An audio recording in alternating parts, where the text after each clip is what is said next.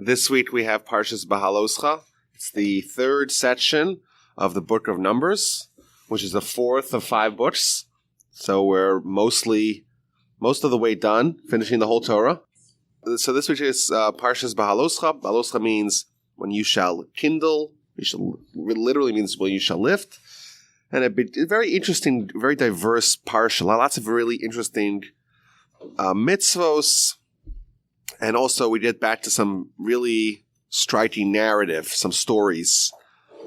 So the parsha begins with the discussion of the menorah. Menorah, we've mentioned it several times before. Menorah, of course, looks like a menorah. It had 3 branches on each side, not 4 like we have in our menorah. And it was lit in the temple every day.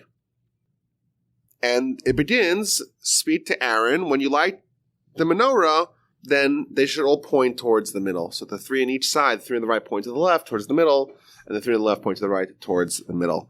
Now, why exactly, how this falls in the middle of I guess it's part of the long discussion of the inauguration of the Mishkan. Last week we had the Nesiim, the princes of the tribes. Each one of them brought a very generous offering for the Mishkan. Rashi tells us that when Aaron, who was from the tribe of Levi, the Levite tribe, he was a Kohen, which is a small subsection of the Levite tribe, when he sees all the offerings of the Nesiim, of the princes of all the other tribes, the tribe of Levi does not represented, he gets upset and he gets saddened a little bit. So the Almighty tells Moshe, you go tell Aaron there's a special mitzvah that's only for you, only for the family of the Kohens within the Levites. The Ramban, interestingly, what he does here, he says that this event in the Torah, when it talks about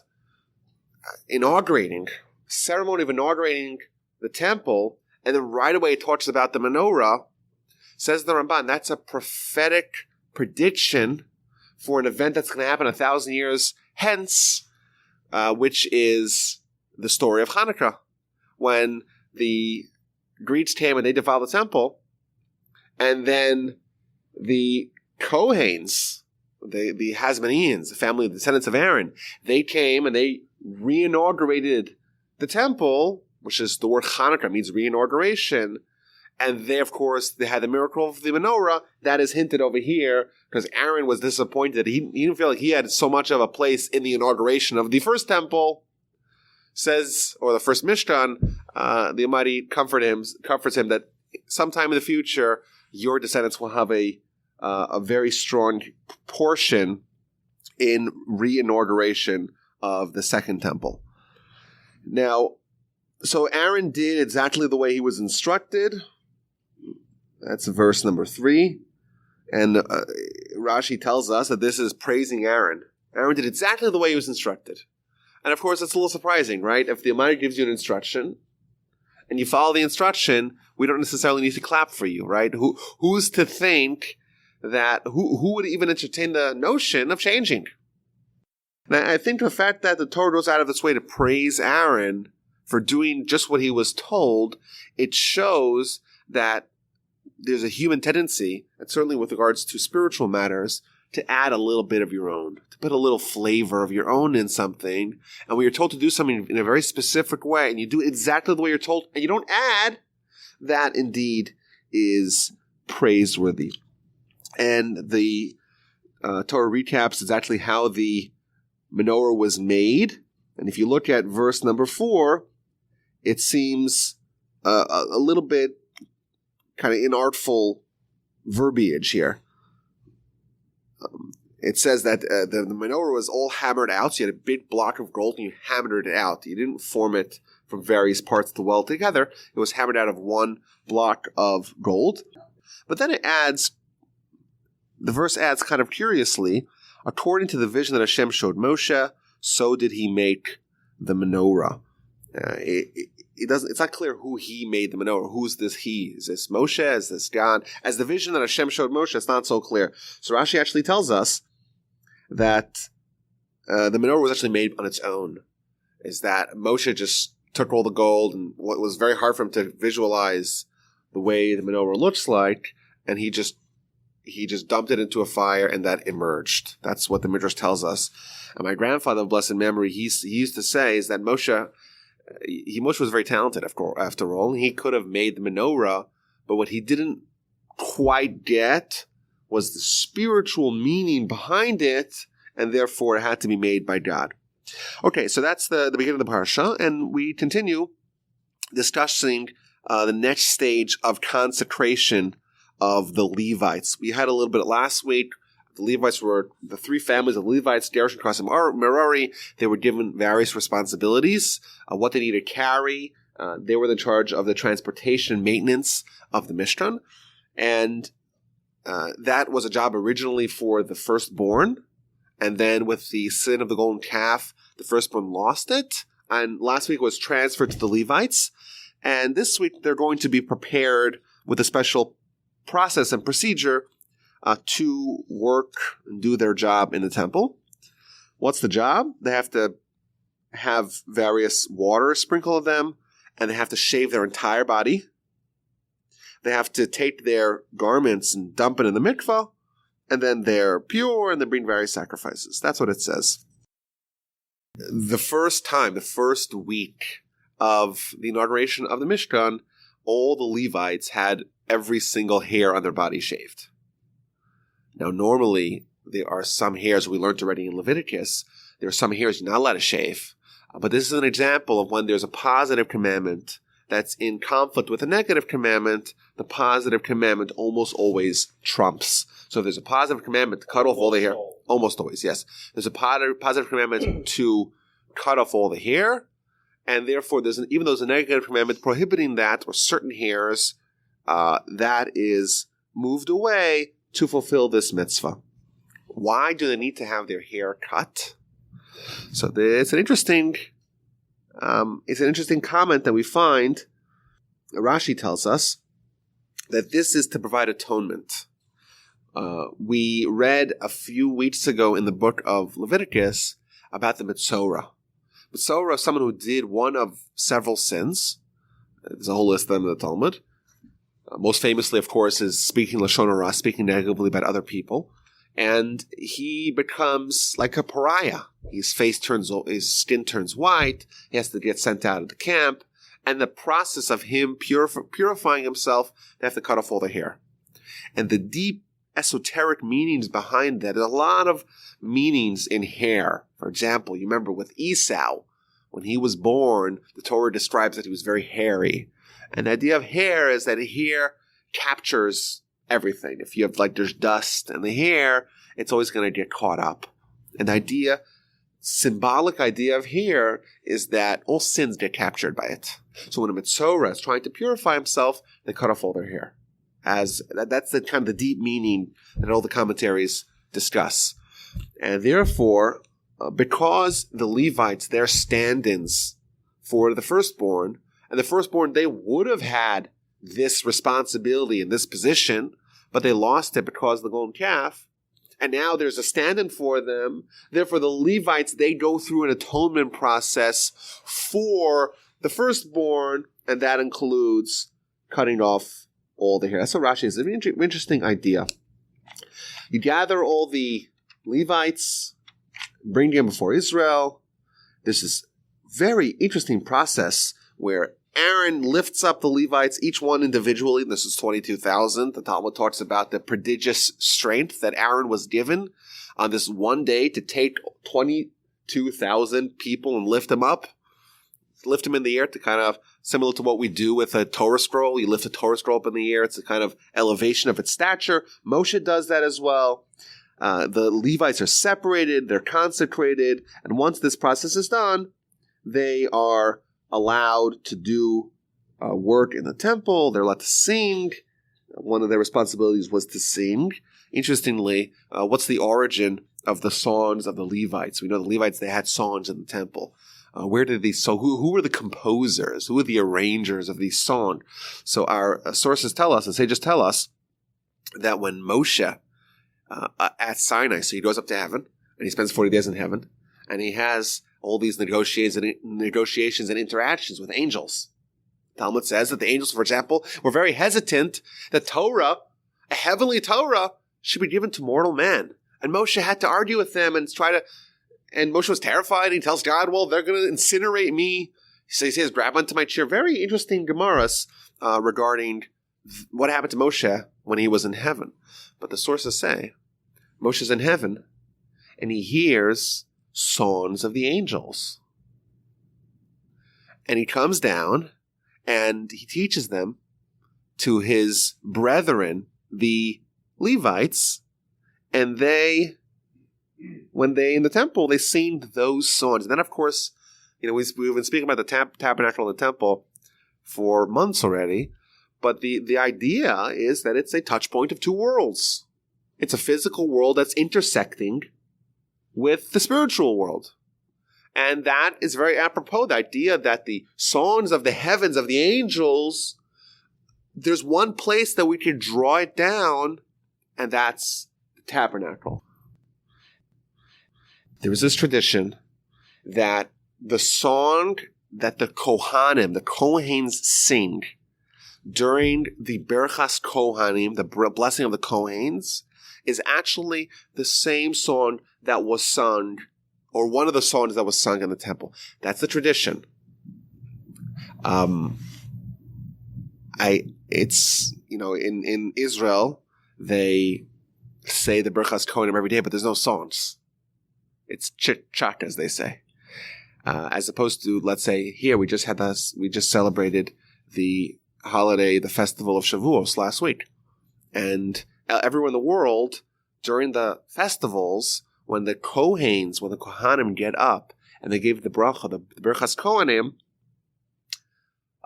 they sing a song, 3 songs. It's the same tune, but the same 3 times over the course of the 3 verses of the Kohanic blessing that we actually saw last week. And there is this tradition that song that they hum is actually a song brought all the way back from the temple times. That's a tradition. I don't think it's been sourced. It's kind of one of those hard things to source. It's not sort of text-based. But who knows? Who knows what those songs were? So, verse 17, very important verse here. Well, every verse is important, but a very interesting verse here. When the Almighty is kind of recapping this whole transaction that happened. The firstborns, they were mine when I had smitten every firstborn of Egypt. Then they became holy. But then verse 18 says, I took the Levites in their stead, instead of the firstborn. Now, what does the fact that the Almighty smiting the Egyptians have to do with the Almighty taking the firstborn of the Jews? It doesn't seem to be well, what does that do with anything? Like, why should the fact that the Almighty is smiting the Egyptians, why should that necessitate that the firstborn of the Jews, who weren't smitten, that they now belong to God? So there's an interesting idea here. First of all, Rashi says that because the Almighty hit and struck the firstborn of the Egyptians,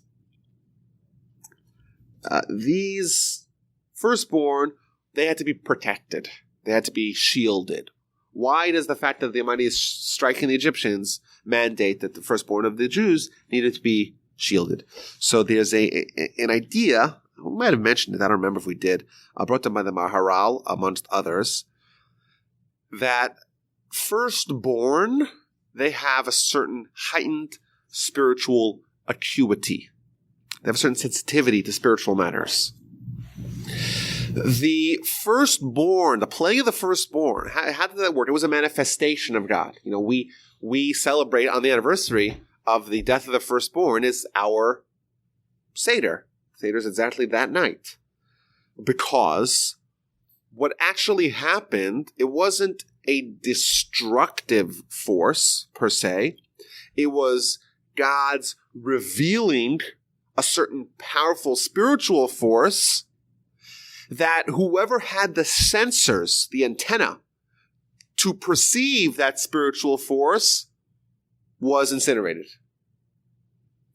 So what actually happened on the day of the plague of the firstborn was that God revealed himself, and the firstborn who are naturally more inclined to have spiritual sensitivities, they picked up on it, and they couldn't handle it, and they died. But the firstborn themselves, the Jews as well as the non-Jews, that both of them really warranted to have suffered in this way, but the firstborn of the Jews were given an extra shield and extra protection, and that's why they were saved. And because they might have went out of his way to shield the firstborn of the Jews, he took, so to speak, an ownership stake in them, and therefore they were his. And now, if they're not going to be his, they're going to be freemen, and we're going to replace them with the Levites. They have to transfer that over. Okay, so Moshe gets this whole instruction of what to do. He does it faithfully, and the Levites now finally become they're fully unleashed to do their tasks. They follow all these processes. They get shaken up in all different directions. They get purified. And verse 23 tells us, 24 that is, from 25 years of age and up, they join the legion. So the term of the Levite begins at the age of 25, and it continues until age 50 when they have mandatory retirement age. Now, it's actually curious because just last week we learned about the Levites. They start their work at the age 30, between 30 and 50. Now we're told it's between 25 and 50. Well, which one is it? So Rashi tells us, at the age of 25, they become an apprentice. And they have spent 5 years learning all the details that they need to know to be custodians and stewards of the Mishkan. And after 5 years, they're ready to join the ranks of people who are actually fulfilling their job. And Rashi adds an interesting statement that if a person does not learn after 5 years of study, they'll probably never learn. Which I think that's the negative side. Well, what about the positive side? Let's say someone doesn't learn after a year or after a month. We tend to get dejected. I can't learn. I can't study. I just can't. It just doesn't enter my head, or just in one ear, not the other. But here we see the Levites. These are descendants of some of the great titans, Moshe and Aaron. Great people. 5 years is a significant amount of time to invest in study. There's another curiosity here. Just going back a little bit. On verse 19. Just if you read the verse, you'll notice that it's repeating one term again and again. I assign the Levites to be presented to Aaron and his sons from among the children of Israel to perform the service of the children of Israel in the tent of meeting and to provide atonement for the children of Israel so that there will not be a plague amongst the children of Israel when the children of Israel approach the sanctuary. It says the term children of Israel 5 times. And Rashi tells us it says it 5 times to show that the Almighty has so much love for the Jewish people, he keeps on repeating it again and again. And additionally, it corresponds to the 5 books of the Torah. We know that there's Genesis and Exodus and Leviticus, Numbers and Deuteronomy. That's the Greek names or whatever. Bereshis, Shmos, Vayikra, Bamidbar, and Devarim in Hebrew. And it says in this verse, the children of Israel 5 times, it corresponds to that. It just shows the Almighty loves us. When someone loves someone, they like to say their name a lot. That's just it's a sign of affection. But my grandfather, in his writing I saw last night, he points out that the Talmud tells us that there's actually 5 parts of the soul. And when we look at a soul in totality, we look at the soul itself. It's a complete stature of a soul, but it's broken down to 5 parts. And the Torah, of course, it has to be exactly 5 books, and not 4 books, and not 6 books. It's exactly 5 books, because that's the Torah in its perfection. What we're being told here is that there's a mirror image here. The Jewish nation in its perfection is comprised of 5. What 5? The 5 as captured by the Torah, 5 parts of the Torah, and the 5 parts of the soul. There's a certain perfection that we embody when we're doing what's right and when we're living in the kind of the right state that parallels the pure and perfect soul and parallels the pure and perfect Torah. Chapter 9 begins with the discussion of the Pesach offering in the wilderness. If you remember, Jewish people left in the middle of Nisan. At the a month and a half after they left Egypt, they settled down in the mountain of Sinai, around the mountain, and they were there for a long time. And now in this parsha, they're going to pack up and move elsewhere, ostensibly to Israel, though there's going to be some hiccups along the way. Now, at the anniversary of Pesach, so they celebrate Pesach again. And we know that there's a mitzvah to celebrate Pesach on the 15th day of Nisan, for 7 days for the rest of time. In chapter 9, it is an instruction on the second year of the Exodus, in the first month, which is Nisan. They should celebrate the Pesach and the Pesach offering and do it with perfection. Now, what's interesting is that this does seem to be out of place. Rashi tells us that chronologically, this should have been before all the other events that we talked about. This should have been at the beginning of the book of Numbers. Why was it delayed until chapter 9? We know the Torah is not necessarily chronological, but it's only going to alter the chronology if there's an important reason to do that. So why is it delayed till chapter 9? Because this is something shameful. There's a shameful episode in this narrative because this was the only Pesach offering that the Jewish people brought in the wilderness. For the ensuing 39 years until they got to Israel, they did not bring the Pesach offering. And therefore, the Torah wants to kind of, it's like when someone writes a Torah scroll. What they actually do, the Torah scroll does not need to be written sequentially. So what scribes do is they start from somewhere in the middle. Because when someone inspects the Torah scroll to see how it looks, they go to the beginning and look at it and then go to the end. And the scribe wants to get in a nice groove of writing to get used to the size and the font and the feel of a certain scroll. And therefore they start in the middle. And if it's sloppier, let that be in the middle. And I think that's kind of a similar way. And the Torah does not need to be written in order, as opposed to, let's say, a mezuzah. You want to buy a mezuzah from a reputable scribe because a mezuzah has to be written in order. If there's a mistake, you can't fix it. You have to scrap it. Therefore, there's an incentive for someone to cheat and lie, a scribe, and therefore you want to buy from a reputable scribe. But Torah scroll does not need to be written in order. If the Torah is going to speak about something negative, something shameful about the Jewish people, it's going to wait till chapter 9, not the beginning of the book. Where people want to read the beginning of the book, maybe more inspirational stuff, more positivity. And the obvious question is, they had Moshe, of course, for the 39 years. And if they didn't do the offering, Moshe obviously signed off on it. So it must have been proper for them not to do it. They did it only once, and then they withheld from doing it until they got to Israel 39 years later. So if it happened because that was the proper thing to do, why is that negative? So my grandfather, he asked the same question. And he said that, yeah, sure. And they didn't do it because Moshe told them. God told Moshe not to do them. But why did God tell Moshe that they should not do it? Because they weren't worthy of doing it.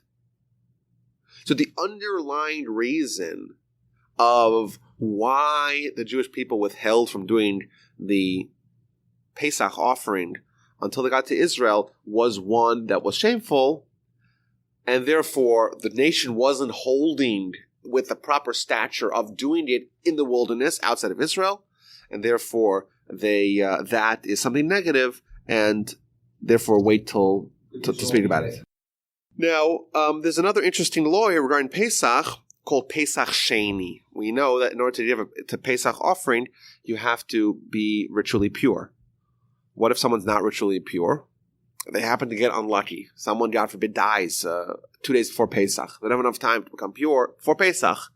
And they really want to do the Pesach offering, but they can't. So during this second year, there were people that came to Moshe. They said to them, we became impure because we came in contact with dead people.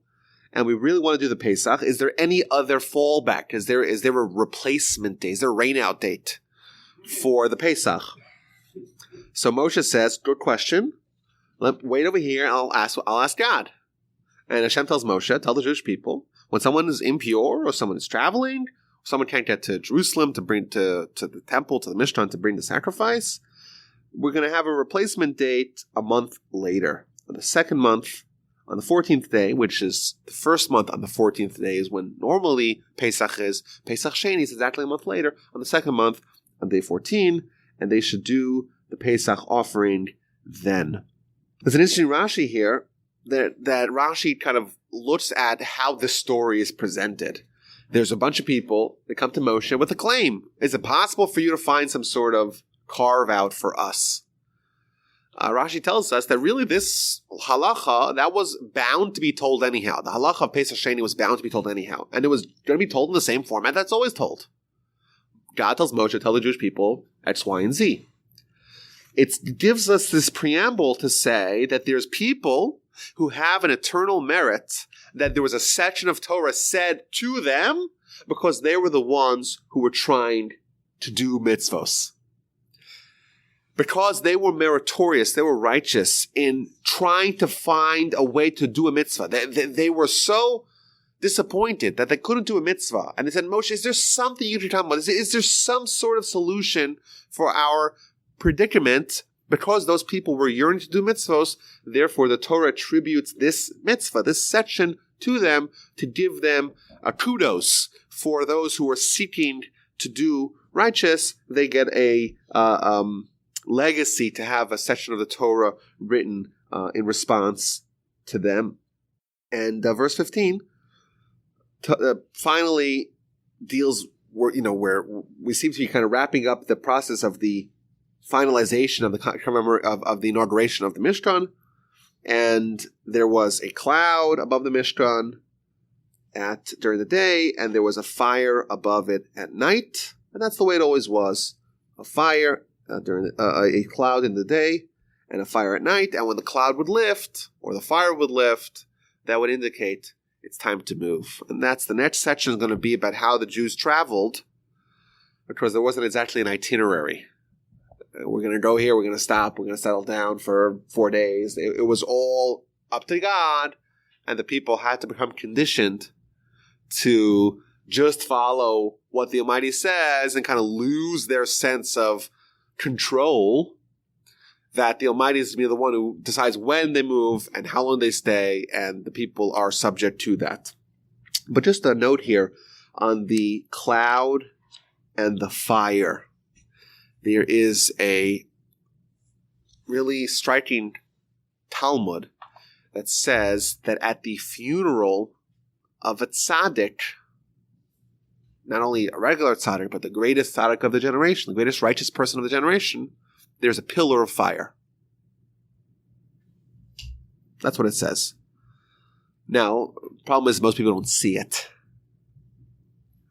There's a story when Rabbi Moshe Cordovero, he's one of the greats of the 16th century of Tzfat. When he died, he was really close to the Arizal. And by his funeral, the Arizal asked all his students, what do you see? And all of them said, we don't see anything. And there was one student that said, I see a pillar of fire. So he said, oh, someone else sees what I see. Because halacha is, at a funeral of a gadol ador, of a great leader of a generation, there's a pillar of fire. That's just the way it is. The problem is that you might not see it. It's a spiritual pillar of fire, and therefore only the people that have the spiritual tools, the spiritual eyeballs, can see it. I would surmise that this pillar of fire and pillar of smoke, cloud of smoke, that would not be visible to us. If we were somehow magically transported 3,329 years in the past, and we joined the camp of Israel, unless the people were qualified to see this spiritual fire and smoke, they wouldn't actually be able to see it. This wasn't a physical fire or a physical smoke. It was something spiritual, and therefore to access spiritual, you have to have the spiritual tools. And, maybe that's what Torah is about, to try to give us those spiritual tools to access the spiritual world. So verse 17, whenever the cloud was lifted from atop the mountain, afterward the children of Israel would journey, and the place where the cloud would rest, there the children of Israel would encamp. And the next section is going to talk about how they broke camp, and they had trumpets, and they had to move, and they wouldn't know where they're going, and they just follow God. Verse 18 says, according to the word of Hashem, would the children of Israel journey, according to the word of Hashem would they encamp. All the days that the cloud would rest upon the tabernacle, they would encamp. When the cloud lingered upon the tabernacle many days, the children of Israel would remain. And sometimes it would stay for a few days, sometimes they stay for a long time, sometimes it would stay, the cloud would remain from evening until morning, and the cloud would be lifted. It was a very hectic schedule, and I spoke to someone yesterday. He's considering driving to New York in the summer. I'm an expert at that. So I said to Tom, I'm the guy to talk to. We do it every year. So he's like, well, I was thinking to drive for 6 hours and then stop and then drive the next day for another 6 hours. I says, no, that's a big mistake. You have to get it over as fast as you can. Swallow the bitter pill because you'll go nuts 3-4 days in the car. You go crazy with kids. That's what I told him. But I was thinking, like, imagine you had to drive from here to Canada. And you were driving, you were stopping, and you were stopping sometimes. You don't know. You stop, and okay, we're in Texarkana, we're stopping. Are you stopping for an hour? Are you stopping for a month? What do you get at? What do you unpack? How do you pitch your tent here? Like, are we here to stay? Is it permanent? You don't know. Sometimes it could be 2 days, 2 hours. Sometimes it could be traveling for days. Sometimes it could be stopping for a whole year and a half. Who knows? And think about what that does to a person. It's painful. But this is all a lesson in learning to rely on God. When God tells you to go, you go. When God tells you to stop, you stop. And even if the place is not necessarily so favorable. Both for physical and spiritual reasons. We know that the Torah tells us that Israel is the most auspicious venue for spiritual activities. Every place in the world has, of course, its physical characteristics and its spiritual characteristics. Some places are better than others. So sometimes they would stop in a swamp. This is where we're stopping. But you know what? God said stop, and we stop. And we're just hoping we'll leave tomorrow. And days drag on. And we have to learn to kind of suffer and bear the place that we're stopping because God wants us to stop here and here specifically. And when he wants us to leave, he'll let us leave. And then we stop at this lovely, luscious oasis. And the kids are swimming in the brook. And like, well, this is a good place. Let's stop here. And then a day later, boom, you're out. Middle of the night, everyone pack your bags, wake the kids up. Let's go. We're going. The fire left. We're following it. And that's about whenever God says you stop, you stop. Whenever God says you go, you go. And that, of course, is part of the education that is embodied by this entire process of traveling. And indeed, the whole broader 40 years in the desert is preparing the nation for life under God. And Hashem tells Moshe, make these trumpets, and each trumpet, they have these sounds. There's long sounds, short sounds, one sound, two sound, all of them to give messages if you want to gather all the people together, if you want to gather just the Nisim, just the heads of the tribe, you want to travel, you want to stop. They have these trumpets that make these noises. And in fact, even in the temple, they would use trumpets together with shofars for various different processes. Now, there's the Ramban here, when he talks about the trumpets, he invokes the episode in the book of Joshua about the walls of Jericho. We know that Jericho was one of the first battles that Joshua, at the helm of leadership of the people, he undertook. And they blew the shofar 7 times, 7 days, and they walked around the walls, and the walls collapsed. And I think the idea being here is that the power of a shofar, we know, of course, it's the mitzvah, Rosh Hashanah is a shofar, but the power of shofar is captured by the walls of Jericho being destroyed. The power of the shofar is to break barriers. And on Rosh Hashanah is the day that we want to break barriers between us and God. We know a sin creates a barrier between man and God. And the hope of the holiday of Rosh Hashanah is to break those barriers, and the tool that we use to do that is a shofar.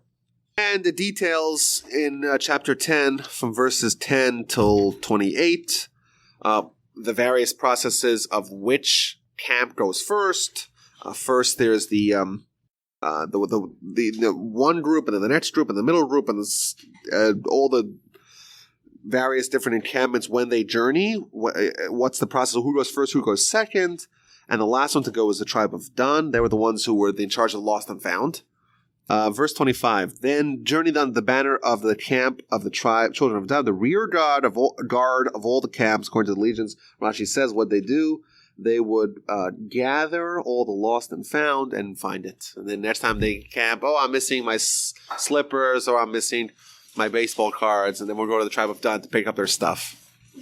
Now, there's an episode here where Moshe's talking to his father-in-law. The Jewish people, they start traveling, and Yisro, Jethro, has been with them for a whole year, essentially, and he sees the nation packing their bags, and he says, you know what, I'm going to go back home as well. And Moshe begins to say, no, come with us. We love you so much. Please stay with us. And eventually he agrees to stay with them. But it's interesting here. The name that Yisro is given is Chovev. And the Talmud tells us that Yisro is actually given 7 different names. Why is Yisro given so many names? We know it's talking about Yisro. It's talking about the father of Moshe. It's the same guy from Midian. We know it's the same person, but it clearly changes his name. Rashi tells us that Yisro was called Reuel, and he was called Chovev, and he had many different names. But Yisro, the reason why I was called Yisro, the word Yisro means yoter, it means to add, because he added a section of the Torah. We know that Yisro had when he came, he was restructuring the process of judicial inquiry, and therefore, because he added a portion of the Torah, he was added a name. And the reason why it was called Chovev means beloved, because he loved the Torah. That's what he says. And, of course, this doesn't, because someone accomplishes something, it doesn't mean that we should change their name. I think that this is precisely the lesson of names in Torah literature. A name is always going to capture what a person has accomplished. And the great people, they may have multiple. Moshe, I think, is given 10 different names because he had so much accomplishment. His potential that he had within him was actualized. And therefore, every actualization of potential, he was added a name. We see the Torah is obsessed with the idea of names and changing people's names. Abraham is Abraham. Sarai is Sarah. Hosea becomes Yehoshua. Moshe has many names. Yisro has many names. The great people have great accomplishments. Jacob has added a name to him. Jacob becomes Israel. And the idea being is that when someone has fulfillment, completion of duty, they're given an additional name. There is a scary, maybe even terrifying, Kabbalistic source that talks about what happens after someone dies. After someone dies, there's 3 angels that come, 3 terrifying angels, that one of them is holding a metal chain. And they ask him, what is your name? They ask the dead person, what's your name? And the person says, I don't know what my name is. And they start hitting him. That's what the Kabbalistic source says. And of course, it doesn't mean there's no their name, their given name, or their legal name. It means, what did you accomplish? Did you actualize your potential? Did you take what you had within you, the power of your soul, and bring it forth? That is what we mean when we say name. And it's, of course, very terrifying for someone who lived a whole life, who isn't able to boil down to their essence and find the unique power that the Almighty gave them to affect themselves and their world. And that is captured by the fact that they don't know their name. Yisro is someone who's given multiple names because his accomplishments are as diverse as his names. In verse 35, there is this really strange thing you actually see in the Torah scroll. It has upside down nuns. There's a break over here. And Rashi tells us, the Talmud tells us, you look in the Torah scroll, you'll see it, that there was a certain sin the Jewish people just did, and there's sins that they're about to do, and the Almighty wanted to interrupt the sins, so you shouldn't have 3 consecutive sins. What's the first sin? The first sin is when they left Sinai. Now they're finally leaving Sinai. They left Sinai like a kid who runs out of class when the bell rings. People are so excited, so relieved to finally leave the school. They're so sick and tired of learning. Their brain is hurting. They want to just escape.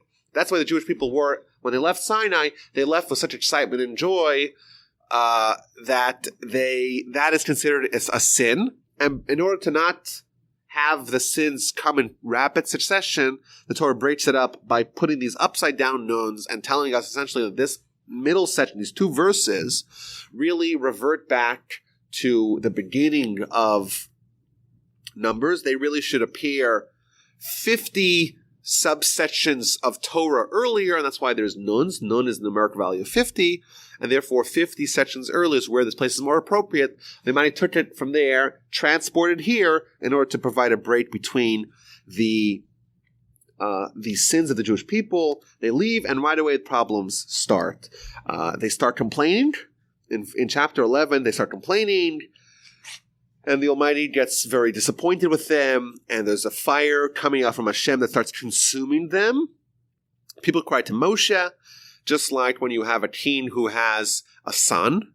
Rashi tells us, a son who gets on the bad side of the king, the son will go to the king's trusted advisor, close confidant, and tell him, please intercede on my behalf with the king. So too, Jewish people get into trouble, get into hot water, they run away, or they run quickly to Moshe, and they tell him, please intercede upon our behalf, that the Almighty should not get too angry with us. So that's the first sin. They start complaining. They're just looking, they're malcontents. They're looking to find complaints. And in verse 4, they found the thing that they could actually complain about. As shocking as that sounds, it's to complain about the manna. They've been eating manna since before they got to Sinai. A couple of weeks after they left Egypt, they were eating matzah for a couple of weeks that they had baked when they were leaving. And afterwards, they were hungry. They went to Moshe. What we're going to do, we're all going to die. Moshe prays to God. God says, I'll give you manna from heaven. And they've been consuming that for a year. And they're kind of sick of the menu. They want some more diversity. They want more meat, and they talked about the onions and the garlic and the pickles and all the things that they used to have and the fish, and it was so delicious. And now they're so sick with the manna. The manna's dry. The manna's boring. The manna is not titulating or sizzling enough for their palates. And they were complaining they wanted to eat meat, but they had plenty of meat of their own. They just wanted it for free. They got to do some sort of miracle to give them the meat for free, and they start complaining. And so first of all, it's interesting. In verse 4, it says that the rabble, the asaf suf, which is the riffraff or the rabble. Who's that referring to? That's referring to the Erev, to the Egyptians that joined the Jewish people on their exodus. These people were the same people that Joseph had circumcised hundreds of years earlier. They were moved by Joseph and his lessons and his teachings. They separated themselves as a subsection of the Egyptians. They didn't intermarry with the rest of the Egyptians, and therefore they became kind of people that were influenced, modern-day Noahites, basically, or ancient Noahites. And therefore, when the Jewish people left Egypt, they joined, and Moshe agreed to allow them to join. But the thing is that they indeed did a major step of commitment to go join the Jewish nation fleeing from Egypt into the wilderness, into the unknown, without really a plan except for God. And that was amazing. Amazing inspiration. But we see the inspiration now that's a year later. They're amongst the Jewish people, they're eating the manna, and they're getting sick and tired of it. And what this demonstrates is that even when someone has an inspiration and takes action upon it, there's this final step to forge ahead against the final resistance stopping you from reaching, so to speak, the promised land, and that's where they faltered. They wanted to leave Egypt. They didn't need to leave Egypt, but they chose to do so. But we see that they tripped up when the going got a little bit tougher, and they couldn't cross the finish line. The Chazon Ish said, for example, that crossing the finish line we know is the hardest thing to do. You want to finish a book of Talmud, that's a monumental accomplishment. But you know which 2 pages are going to be the hardest? The last 2. The Mishnah tells us in the chapters of the fathers that we have to be uz kanamer, brazen like a leopard.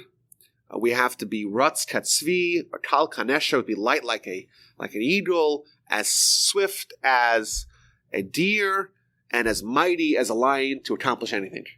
The last stage of any great accomplishment is where the Yetzer Hara is going to put up the most resistance, and you need to be like a veritable lion to forge your way through the resistance. That is what they lacked, and therefore they had problems. And they said, who's going to give us meat? We remember the fish that we ate in Egypt free of charge. Cucumbers, melons, leeks, onions, and garlic. Really strange menu that they wanted. So first of all, what does it mean the fish they ate for free? Well, they didn't get even free hay to make cement. How'd they get free fish? So Rashi tells us this was not free, it was free of mitzvos. In Egypt, they didn't need to think what they need to say before they eat. Chomp it down. I know my kids already developed the resistance to washing. You have a bread meal, there's hassles. You got to do mitzvos, right? You got to wash your hands. You got to say the blessing, hamotzi. You got to say the after blessing, but it's kind of lengthy. And like if there's the options, they're always going to go for the thing that's not going to force them to do that. Because mitzvahs so hard. What's the big deal? You say a blessing, wash your hands. You say another blessing, it's 2 or 3 minutes, no big deal. But yes, like any friction is friction, and it's a problem. The people were not complaining that they had free food. It was free without to remember all these copious details of doing a mitzvah.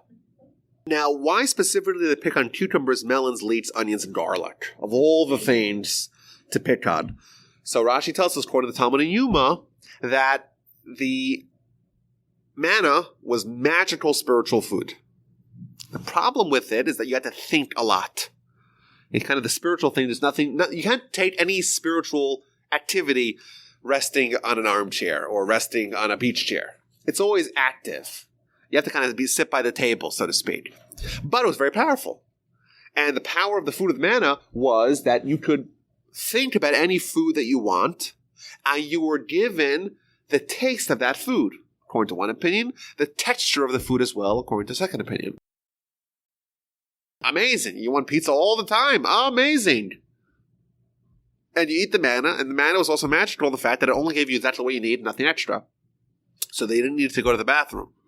So for a whole year, to not have a trip to the restroom, they're saying, wait a minute, this is not normal, we're going to explode. So they have all these problems. Now, why specifically these foods?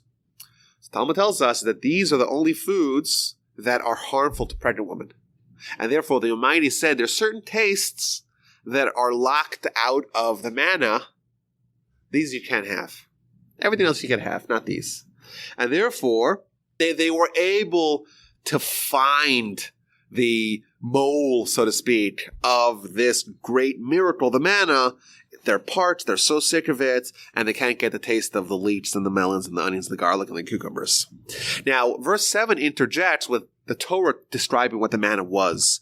Manna was like this coriander seed, the color like the color of a bedolach. Bedolach seems to be a crystal of some sort. The people would gather it, they would grind it, they make it into cakes. It tasted like dough kneaded with oil. It was magnificent. It was delicious. It was free. It just parachuted to your door. Unbelievable. And yet, these people found a way to rebel against it. It's possible that they deliberately did this. Let's just hold this thought for a second. We know with Adam and Eve, the sin, they deliberately chose to have Yetzer Hara because they wanted to have the test. There are those that have suggested that in a similar way, in paradise of the Garden of Eden with respect to Adam, and paradise with regards to manna, magical food that can taste like anything, in paradise people sometimes feel like they're not challenged enough. And therefore, they said, you know what? We want to go back to kind of the base physical foods that provides all these challenges for us.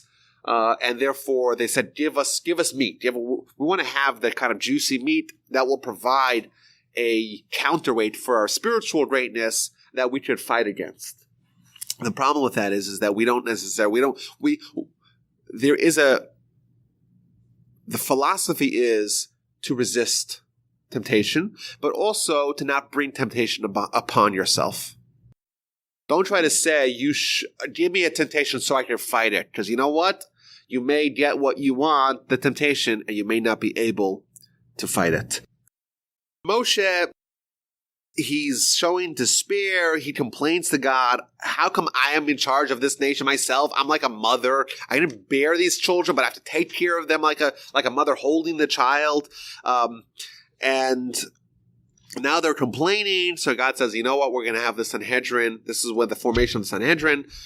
Get 70 people, 70 elders of the Jewish people. They're going to help you leading the people, leading the nation. And who were these members of the Sanhedrin? They were They were the Jewish policemen who refused to punish the Jews in Egypt and were beaten by the Egyptians. Therefore, they were the people who had already demonstrated self-sacrifice for the nation, and therefore they merited to become part of the Sanhedrin. The Jewish people were given the meat so much until it became nauseating to them. And there's a certain degree of lust that goes overboard that causes a certain just nauseating repulsion from the thing that you were so coveting earlier, and the people eating them, and the ones that kick-started this rebellion, they died, and the ones that followed the rebellion died after a month. Now, next stage. So what happened? Moshe says, God tells Moshe, I'm going to give you Sanhedrin. You'll have 70 compatriots, 70 helpers who are going to help you lead the nation. Now, how many tribes are there? There's 12 tribes. So each tribe is going to contribute 6 towards the 70, but there's going to be one tribe that's going to have 2 missing, right? Or there's 2 tribes that can have only 5. And every tribe's going to say, well, give us 6 and let someone else have 5. So what Moshe did is Moshe gathered 72 candidates and put 72 pieces of paper. On 70 of them, it says, you remember the Sanhedrin. 2 of them was blank. And he put them in, and 70 of them, everyone's going to come pick their lots. So he gathered the 72 people, and anyway, each one's going to pick, and that way we see it's God deciding, not me. Now, Moshe can't blame him. There were 2 people, very special people, Eldad and Medad, who were part of these candidates, but they were so convinced, they were so humble, they were convinced that they would be the ones who were given blank pages. There's no way that they're the top 70 people amongst the nation. And therefore, they didn't even join the 70 of their friends or 70 of their colleagues to be by the drawing of the lot. They said, for sure we're not there. So now, Moshe draws the lots, and everyone comes and picks a card out of the hat, and 2 people picked up blank cards. So what does that mean? Eldad and Medad, those people who are still in the camp, they are right away part of the Sanhedrin. And instantly, they start prophesying. Because what God tells Moshe, I'm going to take a little bit of your greatness and grandeur, and I'm going to spread it out to these 70 people.